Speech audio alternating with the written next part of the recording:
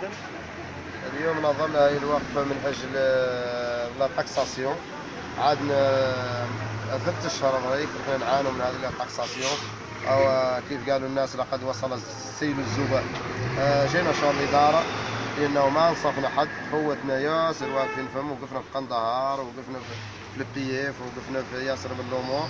يا غال ما دار معنا حد. مشينا شهر السيبادي في الداخل، المدير الإقليمي كذاك سمعته، ولا دار معنا حل، قال لنا سيروا خدموا. منين جينا مولي فوجئنا بنفس الإكراهات، بنفس الأمور اللي عدلت لنا.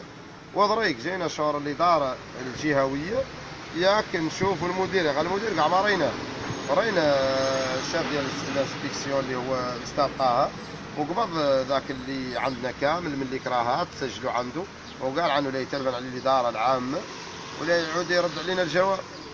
انتم هذاك سمعتوا، عندنا الحانور، عندنا قاعده انا والتاجرات كاملات هذاك المنخرطات في الجمعيه هذاك سمعتوا، والاعضاء ديال الجمعيه ذو هما واقفين في زري وهذا والسلام. بحالة ما لما توصلتوا الحلول، يعني شنو الخطوات اللي يمكن الخطوات اللي عندنا لين هذاك سمعتوا اللي تموا قاعدين هون مرابطين الين نلقاو الحل. هذاك سمعتوا رانا لين نرسلوا مولي بيانات للسلطات في الرباط، إلا ما عاد الناس اللي يعدلوا معنا الشيء. هذاك سمعتوا نحن مولي معدلين وقفه سلميه، ما عندنا مشكل مع اي جهه كانت، ولا عندنا مع اي حد.